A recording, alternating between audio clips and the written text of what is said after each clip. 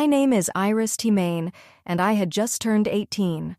At my birthday party last night, my dad pulled me aside, lowered his voice, and said, "When the party's over, you'll sign a few papers for Uncle Wade. Nothing serious, just a formality." I smiled. I nodded. Then I walked into the kitchen, opened my laptop, and quietly moved my entire inheritance from my grandparents into an irrevocable trust. Millions of dollars, the cabin, the savings, the investments, all of it, protected behind a legal wall no one in my family could touch. By morning, my parents and my younger sister knew the truth. My dad's face lost all color. My Uncle Wade, who had already made a deal to sell property that never belonged to him, immediately called a lawyer. But before I tell you what happened next, please like this video and subscribe. Also, write your city and local time in the comments. I always love seeing where you're listening from. To understand how everything got to this point, I need to take you back 6 years, to one summer at Cedar Lake. The summer my grandfather told me something I didn't fully understand until last night. I was 12 when my grandfather, Harold Timain, picked me up in his truck and drove me 40 minutes out to Cedar Lake. The cabin stood back from the water, hidden between tall white pines that blocked most of the afternoon sun. The porch dipped slightly on one side. The screen door never closed properly. Inside it smelled like wood smoke, old books, and something sweet I could never quite name. "Grab the other end," Grandpa said, lifting a fence rail. So I did. We spent the morning replacing 3 worn-out posts along the south side of the property. He never rushed me. He showed me how to test the wood by pressing my thumb into the grain. "If it gives too easily," he said, "it's done." Inside, Grandma Vivian had iced tea and 2 sandwiches waiting on the kitchen table, the same table Grandpa had built himself the year they got married. Later, she was reading on the porch when I stepped outside. She patted the chair beside her and I sat down. We watched the lake in silence until the sunlight turned gold. That evening, Grandpa wiped sawdust from his hands and said, "This cabin stays in the family. But remember this, Iris. Family isn't always about blood. Family is whoever shows up." At 12, I thought he was just saying something thoughtful. He wasn't. That entire summer, I came back to Cedar Lake every weekend. I learned where the water heater leaked, which window always stuck, and how to bleed the radiator. In October, Grandma taught me to arrange the bookshelves by color because, according to her, it made the room feel warmer. Grandpa showed me the property line markers too, old iron stakes he had placed there himself years earlier. What I didn't know back then was that he had already started speaking with a lawyer.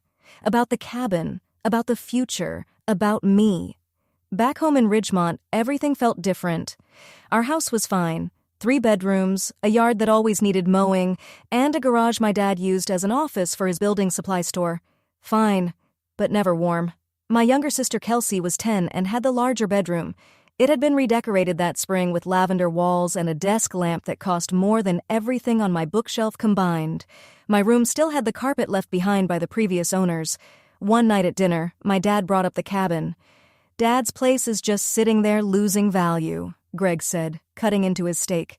"The property taxes alone are ridiculous. We should sell it and reinvest the money." My mom nodded.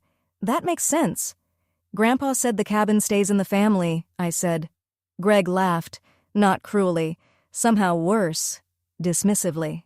"You were 12, Iris. He was just being sentimental." No one asked what I thought after that. The conversation moved on to Kelsey's debate trophy, regional finalist, very impressive. Denise had already framed the certificate. 2 weeks earlier, I had won the district science fair. My ribbon was still sitting in my backpack. After dinner, I cleared the plates. On the kitchen counter, partly hidden beneath a grocery list, I noticed a glossy flyer. Ridgeline Development. Lakefront lots. Premium prices. Now acquiring. There was a handwritten phone number in the margin. The handwriting wasn't my dad's. I put the flyer back exactly where I found it. Upstairs, I sat on my bed and thought about Grandpa's kitchen table, the one he had built with his own hands. The one where Grandma always placed my sandwich without asking what I wanted, because she already knew. Then I thought about that flyer downstairs. Someone had already started looking at my grandparents' home like it was just a number. 2 years later, Grandpa Harold passed away. I was 14. The service was on a Tuesday. The sky was gray. The grass was damp. The folding chairs sank slightly into the lawn. I sat in the second row, holding his blue plaid handkerchief. The edges were frayed, and it still smelled faintly like pine. At the reception, I noticed my dad and his brother Wade standing near the dessert table. They weren't eating.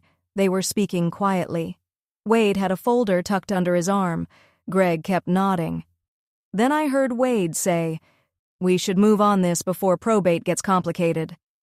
They were talking about the cabin during Grandpa's memorial. I said nothing. I was 14. I had no power, no voice, and no idea that my grandfather had already prepared for exactly that moment. 2 more years passed. I was 16 when Grandma Vivian became ill in March. By June, she was gone. The last time I visited her, she held my hand with surprising strength. "The cabin is yours, Iris," she whispered. "Don't let them take it. Promise me." "I promise, Grandma." She squeezed my hand once, then closed her eyes. After her service, another gray day with the same folding chairs, Greg sat at our kitchen table and said to Denise, "Now we can finally sort out the property." He said it with relief, like a burden had been lifted. That same evening, Wade called. I heard my dad in the garage pacing while he talked on the phone. "Yeah, no, I agree. Let's get things moving." His voice sounded lighter than it had in weeks. I was standing in the hallway with a glass of water in my hand when a realization settled in my chest like a stone. To them, Grandma's passing wasn't a heartbreak, it was an opening. I didn't cry that night. Instead, I made a different kind of decision. I just didn't know how to act on it yet.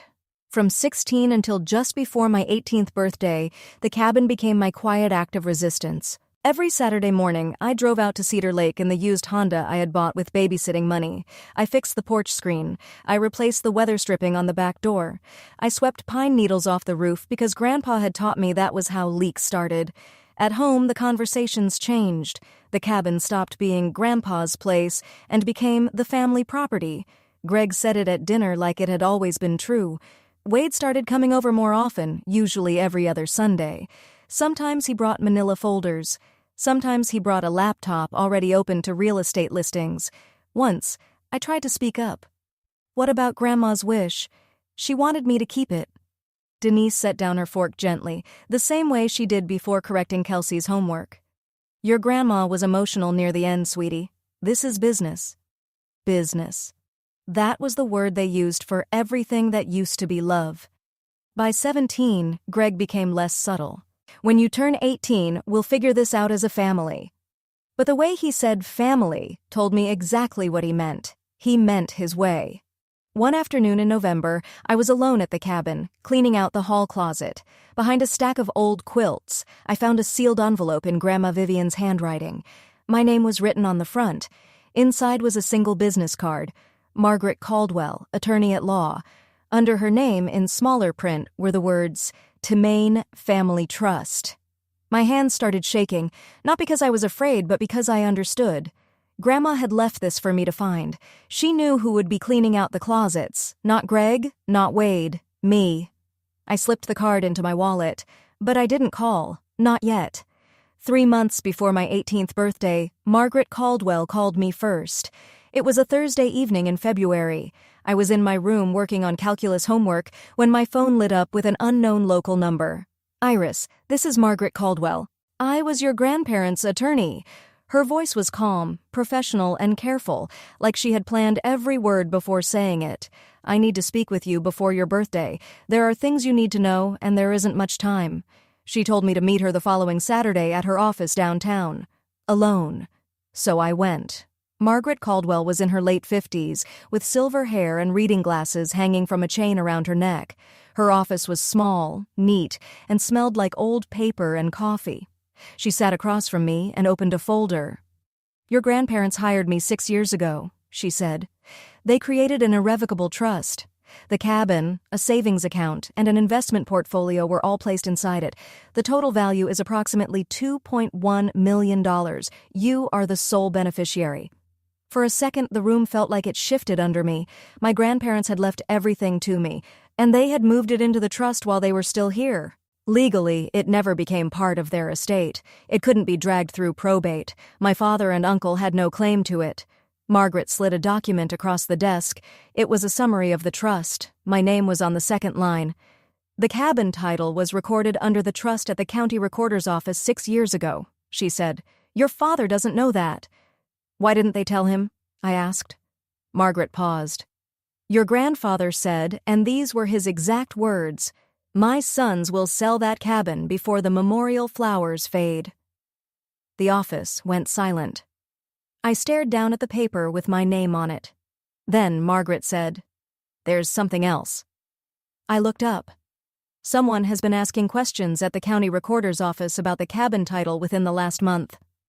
After that meeting, I started paying attention. Not loudly, not obviously, just quietly. The next Sunday, Wade came over for dinner. Afterward, he and Greg disappeared into the garage. The garage door was open just a crack. Not enough for me to see inside, but more than enough to hear. Wade's voice came through first. I already signed the purchase agreement with Ridgeline, $450,000, but we need a clean title before closing. Greg's voice followed. So how do we do that? Quitclaim deed, Wade said. Dad is gone. Mom is gone. We're the legal heirs. We transfer the property to ourselves, record it, and sell. A pause. Is that legal? Greg asked. It's a normal real estate transfer between heirs, Wade answered. No one is going to question it. Then Greg spoke again, quieter this time. What about Iris? My chest tightened. Wade answered too quickly, like he had already practiced the line in his head. She's 17, Greg. She can't do anything. By the time she turns 18, the sale will already be finished. She'll be upset for a while, but she'll move on. We'll give her a cut. $50,000 for college. She should be grateful. I stepped back from the door. My hands felt ice cold. Wade had already signed a purchase agreement for $450,000 with a development company for a cabin he didn't own, on land that was already protected by a trust he didn't even know existed. That night, I sat on my bed and sent Margaret 2 words. They're accelerating. Her reply came 3 minutes later. I expected that. Come see me Saturday. We'll prepare everything you need. I locked my phone and stared at the ceiling. In the next room, Kelsey was watching a show and laughing at something. Downstairs, my parents were loading the dishwasher, talking about weekend plans like everything was normal. And somewhere in Wade's folder, there was a signed contract that was already useless. He just didn't know it yet. That Saturday, I went back to Margaret's office. She drew out the timeline on a legal pad, connecting dates with sharp, careful lines. The cabin title is already in the trust, she explained. If Wade files a quitclaim deed, the county recorder should reject it because the ownership history won't match. The property has not been in your grandparents' personal names for 6 years. But? I asked. Margaret looked at me carefully. But if he submits extra paperwork, like an affidavit of heirship or questionable documents about their passing, he could create what's called a cloud on the title. It would not give him ownership, but it could trap the property in a legal dispute for a year or longer. So I have to act first. You have to act at the right time. She tapped the calendar. The moment you turn 18, you become a legal adult. You can formally accept your position as successor beneficiary. Once you sign, I will file a public notice of legal interest at the county recorder's office first thing the next morning. That freezes the title. After that, no one can record anything against it without dealing with the trust. I nodded slowly. What do I need to do? Show up and sign one document, she said. I'll handle the rest. I sat there for a moment, taking it all in. Should I tell my parents? Margaret removed her glasses. Your grandfather asked me to protect you, Iris, not to negotiate with them. I drove home with that sentence repeating in my head. When I walked into the kitchen, Greg was cheerful. Good news, kiddo. We're throwing you a birthday party. Whole family. Saturday night. It's a big one. 18. He smiled. Denise smiled. Even Kelsey clapped. So I smiled too. My dad was planning my birthday party. My uncle was planning to sell my grandmother's cabin. And I was sitting at the kitchen table, smiling back at them, because in 9 days I was going to let them believe everything was going exactly according to their plan. I'll be honest with you, lying in my room that night, knowing what was coming, was one of the hardest things I had ever done. Part of me wanted to go downstairs and say, Dad, I know. But Margaret was right. If I warned them, they might find another way to complicate everything. So I stayed quiet, and I waited. Here's what I want to ask you. Have you ever had to stay silent to protect yourself, even when every part of you wanted to speak? Tell me in the comments. I really do read them. And if you haven't already, subscribe now, because this story is about to take a sharp turn. 5 days before my birthday, my mom sat beside me on the couch. She was using her "let's talk like adults" voice, soft, careful, almost rehearsed. Now that you're almost 18, Denise said, there are some family decisions we should make together. Together. The word sounded like a costume. The cabin costs money to maintain, she continued. Taxes, insurance, repairs. Your dad's business has been under pressure. If we sell, we could pay off what we owe and set up college funds for you and Kelsey, for both of you. Grandma wanted me to keep it, I said. For half a second, Denise's expression changed, a quick flash of irritation, then it disappeared. Your grandma was very sentimental near the end, Iris, but feelings don't pay property taxes. Greg walked in right on cue. I wondered if they had practiced this. I've already spoken to a buyer, he said. Good price, fair deal. Who's the buyer? I asked. He blinked.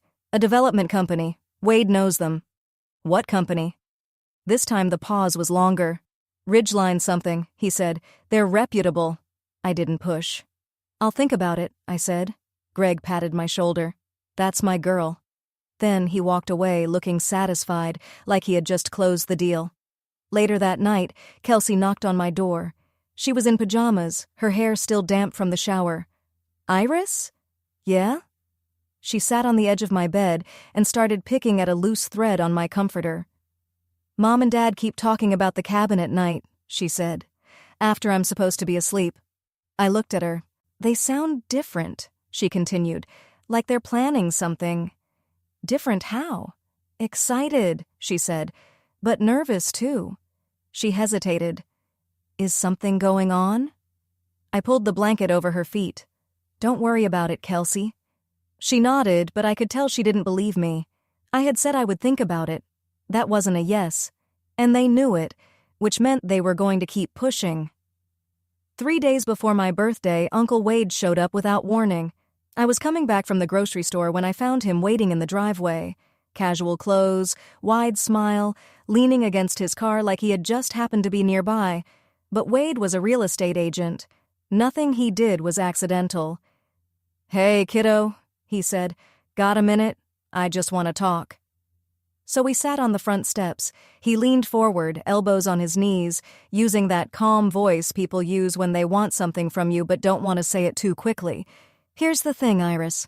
That lake lot alone is worth $450,000. I can get us a deal with a buyer I trust. Fast closing, clean paperwork. I looked at him. And what do I get? $50,000 cash for college. I let the number sit between us. 50 out of 450? Wade smiled like I had just said something adorable. You're almost 18, Iris. 50 grand is a lot of money for someone your age. Most kids would be thrilled with that. I kept my eyes on him. Whose name is on the deed, Uncle Wade? His smile froze for half a second. Just a flicker. A tiny shift behind his eyes. Then the smile came back. Your grandparents' names were on it, he said. But they're gone now. So it passes to your dad and me as next of kin. That wasn't how it worked. I knew it. And he should have known it too. He sold property for a living, but he was counting on me not knowing anything. I'll think about it, I said. Wade stood and brushed off his jeans. Don't overthink this one, Iris. Opportunities like this don't wait. Then he got in his car and drove off. Before he even reached the end of the street, he was already on the phone. I could see his mouth moving through the driver's side window. That night, I texted Margaret again. They're accelerating. Her reply came back almost immediately. Stay the course. 3 more days. 3 more days. I could do 3 more days. The night before my birthday, I drove to the cabin alone. The road was quiet. Cedar Lake stretched flat and dark beneath a half moon, and the pines along the bank looked like black cutouts against the sky. I parked in the gravel patch Grandpa had leveled himself, walked up the porch steps, and paused when the second step creaked the same way it always had. Then I sat in the chair beside the one that used to be his. The air smelled like rain and pine resin. I opened my email. Margaret had sent the full document package. the acceptance of successor beneficiary form, the beneficiary designation confirmation, a one-page summary of the trust terms. Everything was organized, marked, and ready for one thing: my signature. At midnight, I read every document twice. Then I closed my laptop and listened to the lake. Grandpa used to sit right there on that porch and say, "Patience isn't weakness, Iris, it's timing." I always thought he was talking about fishing. The tears came without warning. Not loud, not dramatic, just a quiet overflow I finally allowed myself to feel. I cried because I wished everything had been different. I wished my dad had been the kind of man who brought me to that lake to make memories instead of looking at it like a price tag. I wished my mom had asked me what I wanted instead of telling me what was practical. I wished I didn't have to sign legal papers in the middle of the night to protect myself from the people who were supposed to protect me. But wishes don't protect property. Trust documents do. So I wiped my face, locked the cabin door, drove home, lay down in bed, and set my alarm for 11:45 p.m. In 6 hours, I would turn 18. In 7, my family would learn the cabin had never been theirs to take. At 11:50 p.m., my bedroom door was closed. The house was silent. Greg and Denise had gone to bed an hour earlier, and Kelsey's light had been off since 10. I opened my laptop and joined the video call. Margaret appeared from her home office, reading glasses on, a stack of papers beside her, her face lit by a desk lamp. "Ready?" she asked. "Ready." "When the clock reaches midnight," she said, "you are legally an adult in every way that matters here. I'll walk you through the signing step by step." She explained everything one more time, clear and precise. I signed the acceptance of successor beneficiary form, a single-page document confirming that I was formally accepting the trust my grandparents had created for me. From that moment forward, every decision involving the trust assets would run through me and Margaret as co-decision makers. "Now," she said, "first thing tomorrow morning at 8 o'clock, I'll go to the county recorder's office and file a public notice of legal interest. Once it's recorded, no one can sell, transfer, or place any claim on the title while it's active." "What if they've already filed something?" I asked. "Then whatever they filed will be flagged. The title history will show that the trust was recorded 6 years ago, not your father. Any conflicting paperwork should be rejected." I looked down at the signed paper in my hand. My name was written in ink. My grandparents' names were printed above it. Margaret's voice softened. "This isn't a trick, Iris. This is your grandfather's final gift.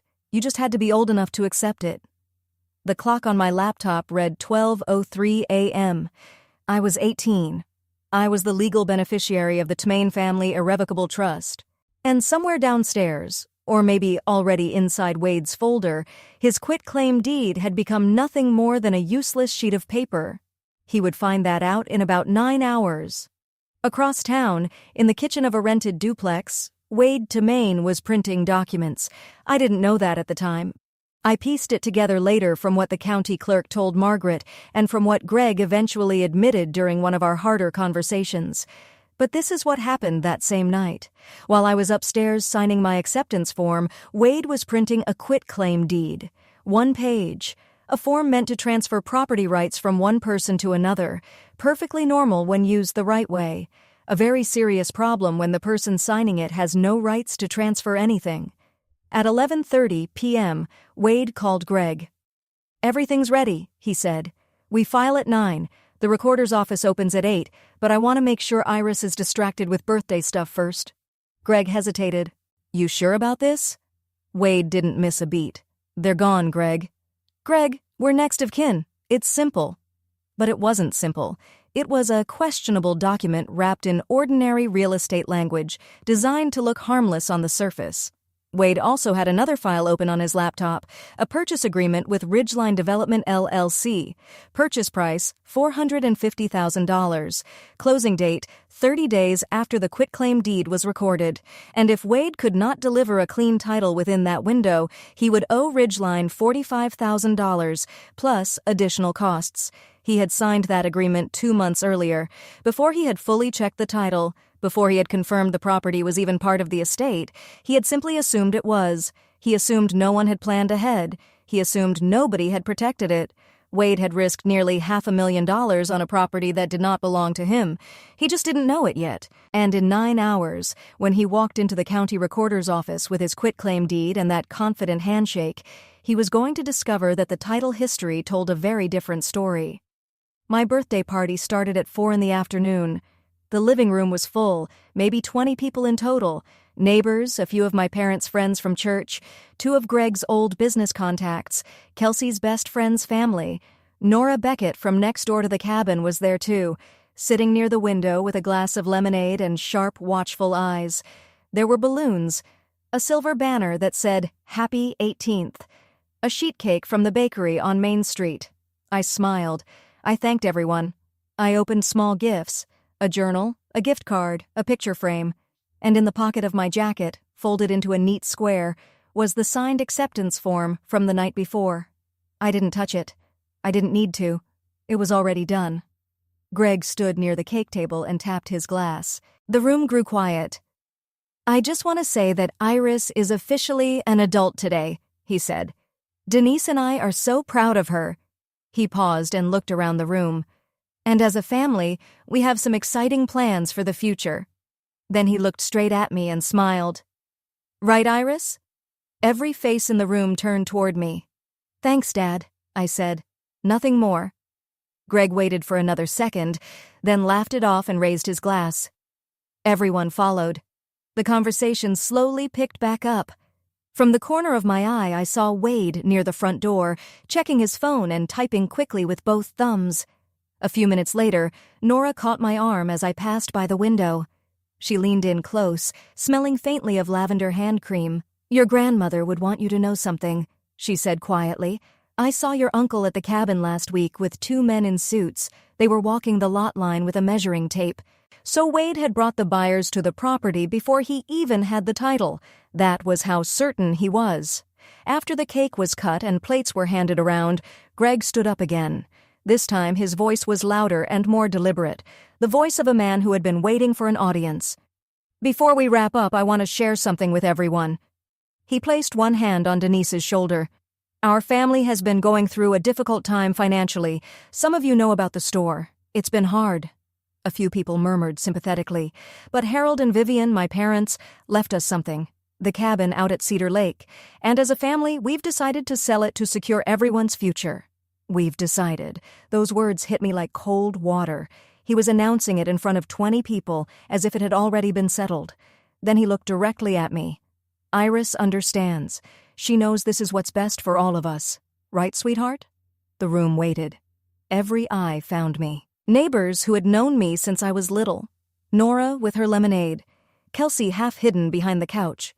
Denise smiled and added, "It's what responsible families do. We make sacrifices for each other." I set my fork down on my plate. The small clink was the only sound in the room. "I never agreed to sell the cabin, Dad." Greg's smile stayed in place, but his jaw tightened. "She's joking," he said. "Birthday nerves." "I'm not joking." Wade stepped forward from the doorway. "Come on, Iris. This isn't the time or place." I picked up my glass of water, took one slow sip, and set it back down.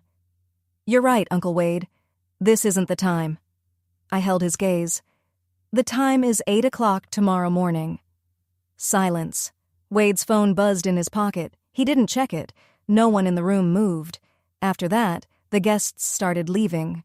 Polite goodbyes, tight smiles, the kind of exit people make when they can feel a storm building inside someone else's house. Within 30 minutes, the living room was down to family, Nora, and 2 neighbors who seemed unsure whether they should leave or stay. Denise waited until the front door closed behind the last near stranger. Then she turned on me in the kitchen.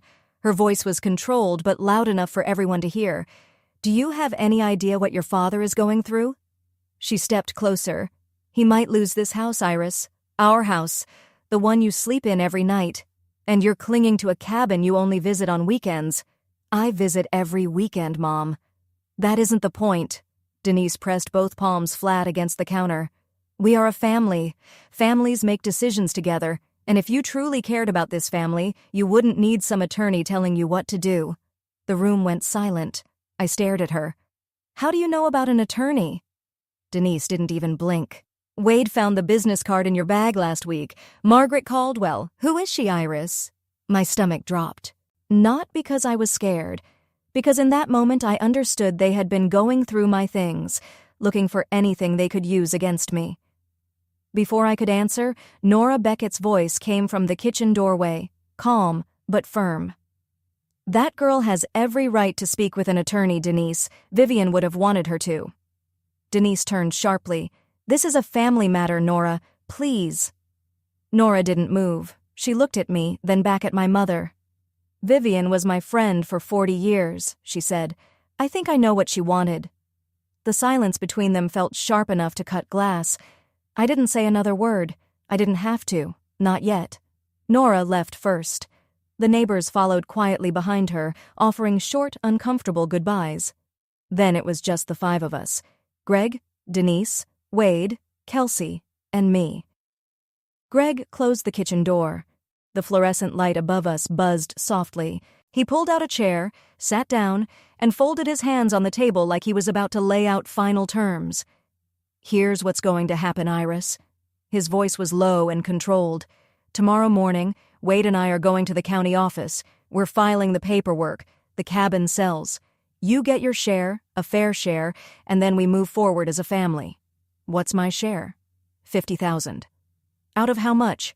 Greg didn't answer. Wade, leaning against the doorframe, stepped in. Don't make this more difficult than it needs to be. I looked at my father. And if I say no? Greg's jaw tightened. If you fight this, you're on your own. No help with college. No more staying under this roof. The kitchen went completely still. The faucet dripped once. You're telling me I may have to leave on my 18th birthday? I'm asking you to act like part of this family. I pushed back from the table and stood. My hands were shaking, but my voice stayed steady. I am part of this family, Dad. I'm the part that keeps promises. Then I walked past Wade, past Kelsey sitting on the stairs with her knees pulled to her chest, and went upstairs. I closed my bedroom door, sat on my bed, and breathed. Greg thought his deadline was 9 in the morning at the county recorder's office. He had no idea Margaret's deadline was 8. That night, I sat on my bed holding the acceptance form I had already signed at midnight. My father had just told me I could lose my place in his home if I didn't hand over a cabin that legally belonged to the trust. My mother said I didn't care about the family. My uncle was planning to file an unauthorized deed first thing in the morning, and all I could think was this. Grandma had been right. She had known exactly who they would become once money was involved, and she had planned for it years before it happened. If someone you loved ever protected you in a way you only understood later, tell me in the comments. I'd really like to read your story. Now let me tell you what happened at 8 o'clock the next morning. At 8 a.m., the county recorder's office opened. The fluorescent lights flickered on.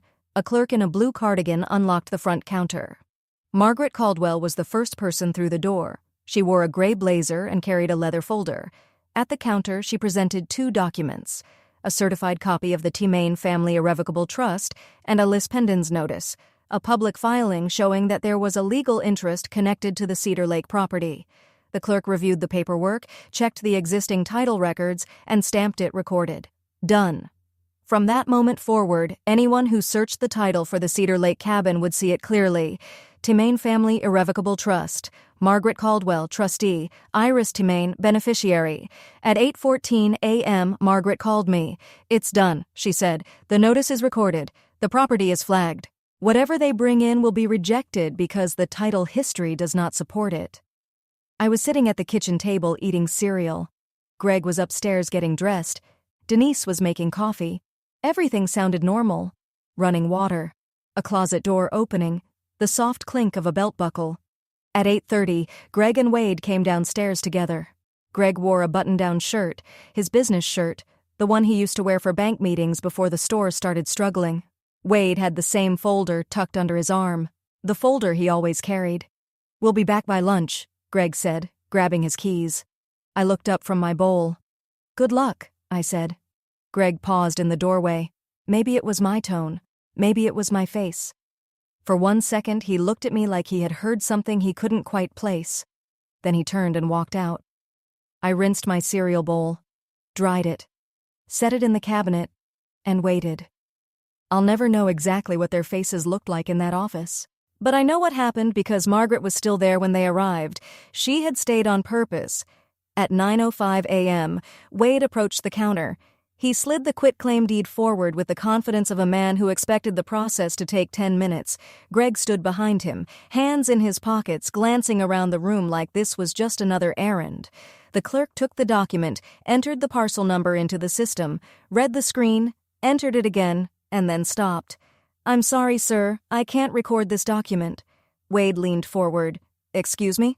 "The property title is held under the Temain Family Irrevocable Trust. It was recorded in 2020.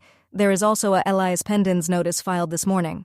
"That's not possible," Wade said. "My parents owned that property."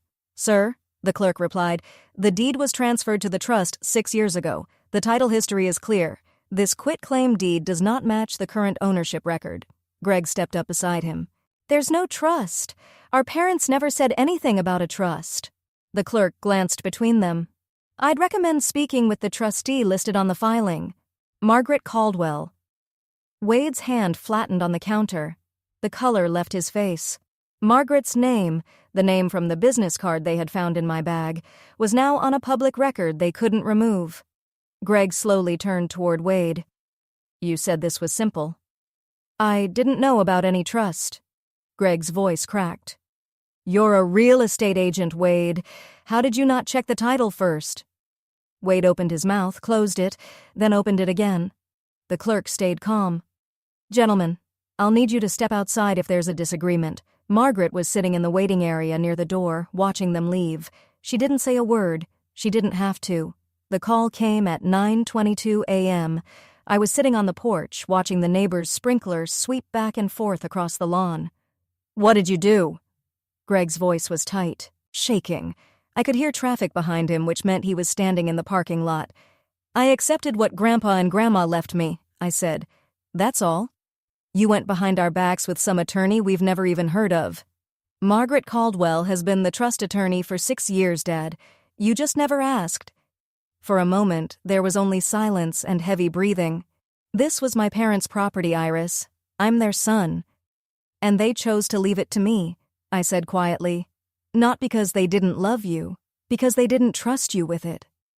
The silence that followed felt endless. I watched the sprinkler make 3 full arcs across the grass before he spoke again. "We'll fight this." "You can try," I said, "but the trust is irrevocable. That means even I can't simply undo it. There's nothing for anyone to reverse." "You don't know what you're talking about." "I do, Dad. I've had 3 months to learn." He ended the call without saying goodbye. Just a click. Then silence. I set my phone on the porch railing.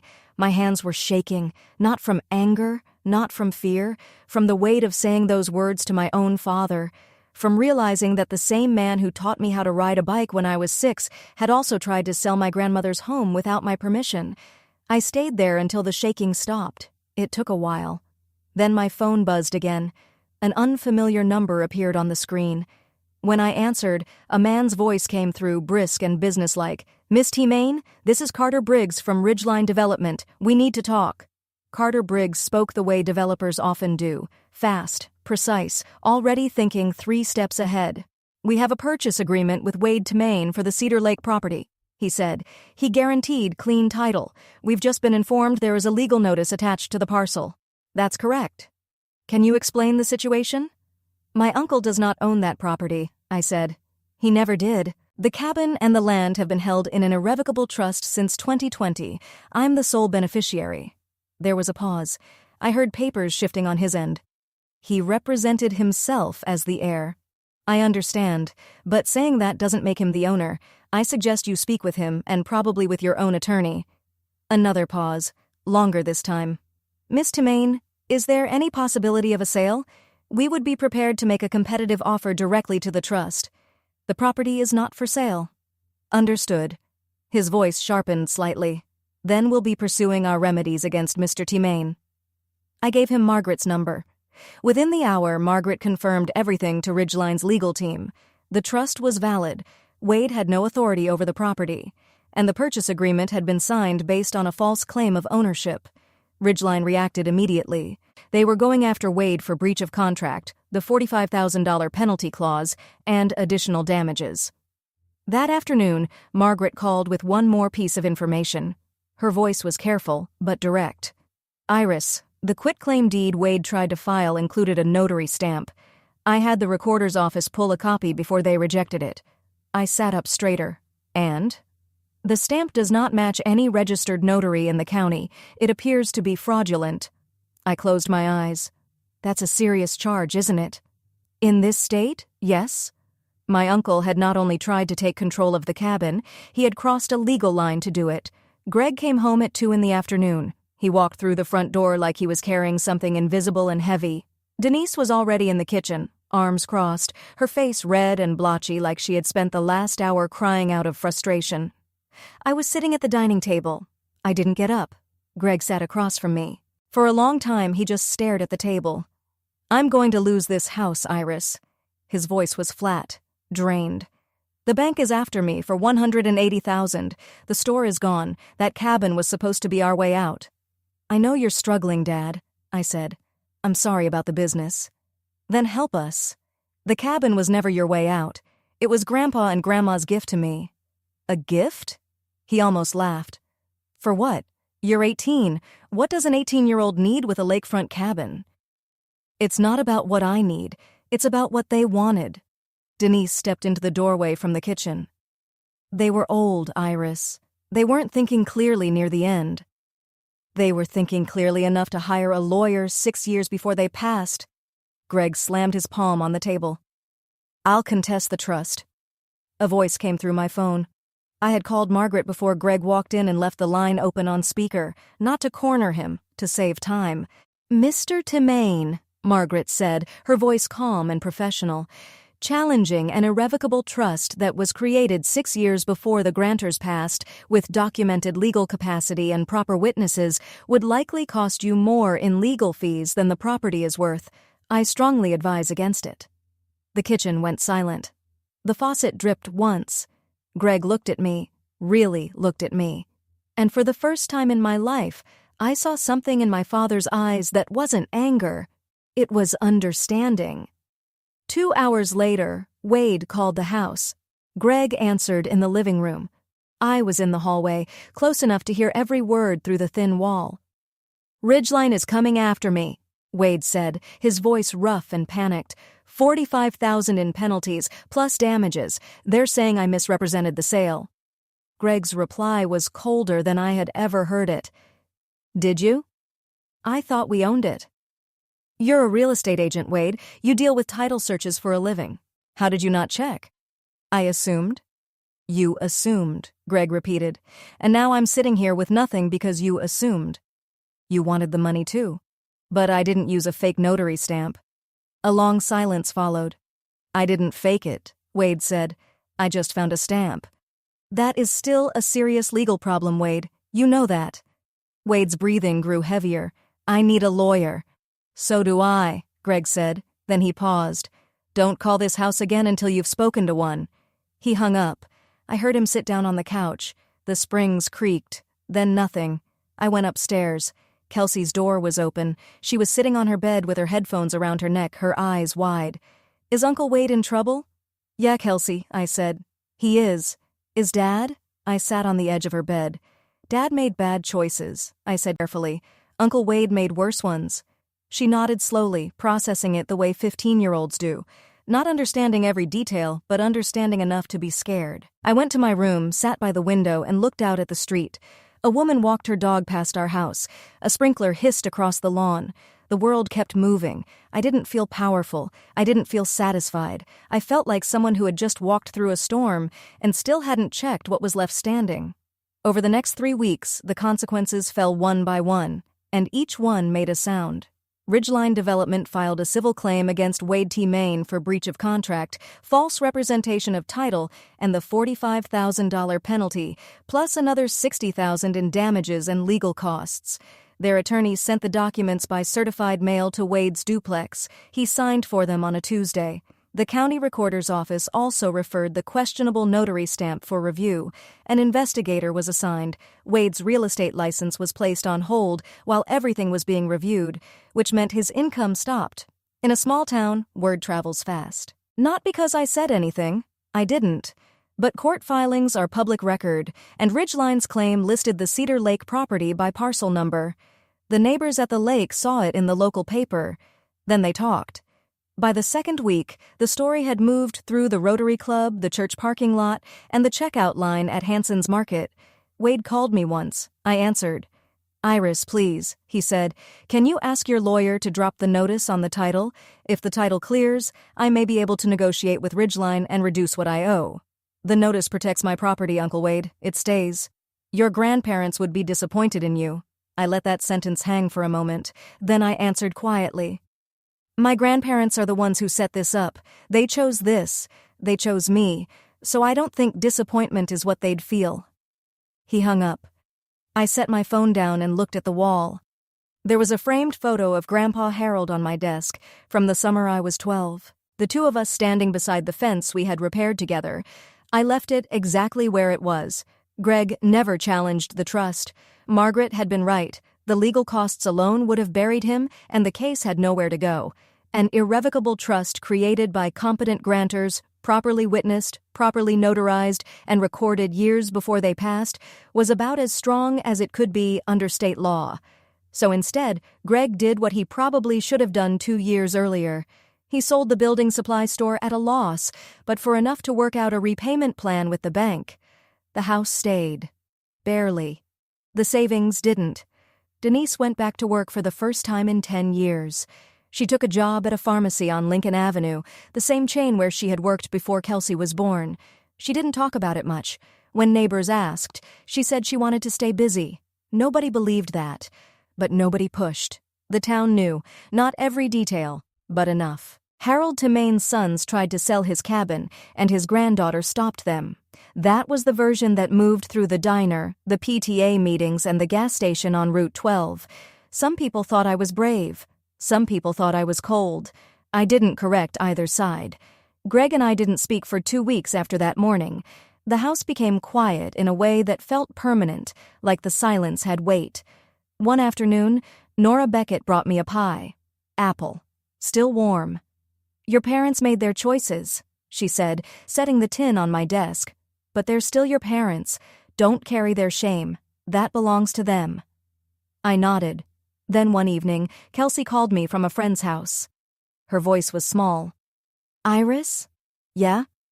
"I don't understand everything that happened," she said, "but I'm sorry they put you through it." My throat tightened. "Thanks, Kelsey. Are you okay?" "I'm getting there." In late April, I drove to the cabin on a Saturday morning. The dogwoods along the lake road were blooming, white and pale pink against the dark water. I unlocked the front door with the same key Grandpa had given me when I was 14. "In case you ever need to get in when we're not here," he had said. Back then, I didn't understand that he meant for good. The cabin smelled exactly the same. Pine, old books, and that faint sweetness I had never been able to name. Now I think it might have been the wood itself, decades of sunlight and rain soaked into the walls. I walked through every room. The kitchen table Grandpa had built was still there, solid and steady, like it had never moved an inch. Grandma's bookshelves were still arranged by color. The bedroom where she used to read to me when I was little felt untouched. And then there was the porch, the same porch where Grandpa and I used to sit and watch the lake turn gold in the evening light. In the desk drawer by the window, I found an envelope. My name was written across the front in Grandpa Harold's handwriting. Margaret had told me it would be there. She had kept it safe until everything with the trust was settled. I opened it carefully. Inside was a 1-page letter written in blue ink.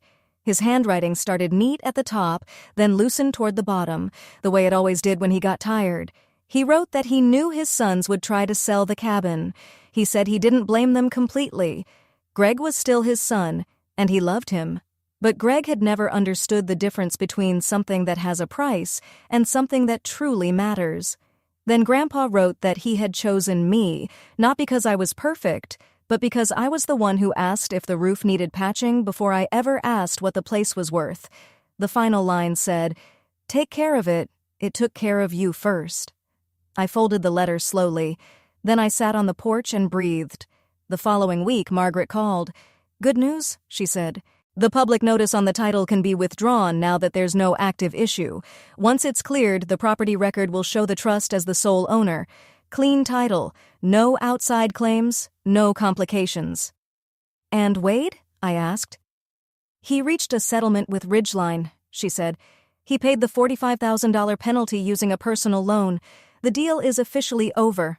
As for the notary stamp, the county is still reviewing what happened. He may face formal consequences depending on the outcome." "And his license?" "Still on hold," Margaret said. "He can request reinstatement later, but not while the review is still active." I sat with that for a moment. I didn't feel happy about it. I didn't feel victorious. I felt tired in the way you feel after something heavy has finally passed. Not fully healed yet, but no longer trapped inside it. Then Margaret said, "There's one more thing." I straightened. "In the trust documents, your grandparents also created a separate education fund for you. $50,000 set aside specifically for college expenses. It's been gaining interest for 6 years. The current balance is a little over $58,000. My eyes started to sting. 50,000. The same number Greg had offered me as my share. The same number Wade had held out like I should be grateful, but my grandparents had already prepared it for me quietly, without pressure, without strings, without asking me to give up the cabin in return. "Iris?" Margaret asked. "Are you there?" "Yeah," I said, my voice barely steady. "I'm here. Your grandparents would be proud." I looked out at the lake. "I just kept a promise, Margaret." That week, I enrolled at Ridgemont Community College, environmental science, with a minor in forestry. The campus was 20 minutes from the cabin, closer than my parents' house. When I filled out the housing forms, I wrote the cabin's address under current address for the first time. It felt like coming home, because it was. I asked Greg and Denise to meet me at the coffee shop on Birch Street. Neutral ground. Not the house, not the cabin. Somewhere public, somewhere calm. They arrived together. Greg was wearing an old flannel I hadn't seen in years, one of Grandpa's. Denise held her purse tightly against her side, the way she always did when she was nervous. We ordered coffee. I waited until all 3 cups were on the table before I spoke. "I love you," I said. "Both of you. I need you to know that before I say the rest." Denise's jaw tightened, but she nodded. "The cabin is not for sale," I said. "Not now, not ever. And I won't let anyone make me feel guilty for keeping a promise I made to Grandma. She trusted me with that promise because she knew I would keep it." Greg stared down into his coffee. "I'm not cutting you out of my life," I continued. "But if we're going to have a relationship, it has to be built on respect. Not money, not pressure, not guilt, and not the idea that I owe you something just because you're my parents." Denise started to speak. "We just wanted what was best for—" "Then start by being honest about what happened," I said. "You tried to sell something that wasn't yours. You told me I might not have a place to stay if I didn't agree. You went through my bag." She closed her mouth. Greg still hadn't looked up. When he finally spoke, his voice was rough. "I don't know how to fix this." "You don't have to fix it today," I said. I stood and left enough cash on the table for all 3 coffees. "I'll call you Sunday." Greg gave one small nod. Then I walked outside into the sunlight. It was the best I could hope for at that moment, and for now, that had to be enough. Kelsey came to the cabin on a Sunday afternoon in May. She was carrying a pizza box and wearing the same oversized hoodie she had owned since 8th grade. "I brought lunch," she said. "Hope you still like pepperoni?" "Always." We sat on the porch with paper plates on our laps and the pizza box between us. The lake was calm. A heron stood in the shallow water near the dock, perfectly still, waiting for something to move beneath the surface. Kelsey ate slowly. I knew she hadn't come just for pizza. After a while, she finally said, "I didn't know about any of it. Mom and Dad never told me." "I know."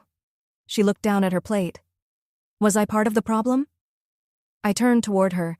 She was 15, still young, still growing into the person she would become. She hadn't chosen any of this. She hadn't asked to be treated differently. She hadn't known that the attention she received had come from a place where I had been left out. "You were a kid, Kelsey."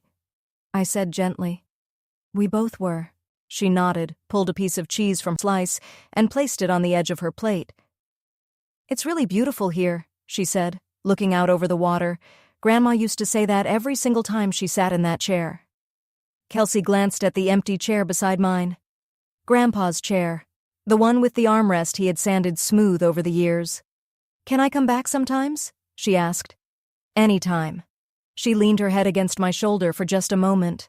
Then she sat up and took another bite of pizza. We didn't talk about our parents. We didn't talk about the trust, the court filings, or the paperwork Wade had tried to use. We talked about her school project, about the heron, about whether the dock would need new boards that summer. The cabin had not only protected a piece of land, it had made room for something new to begin.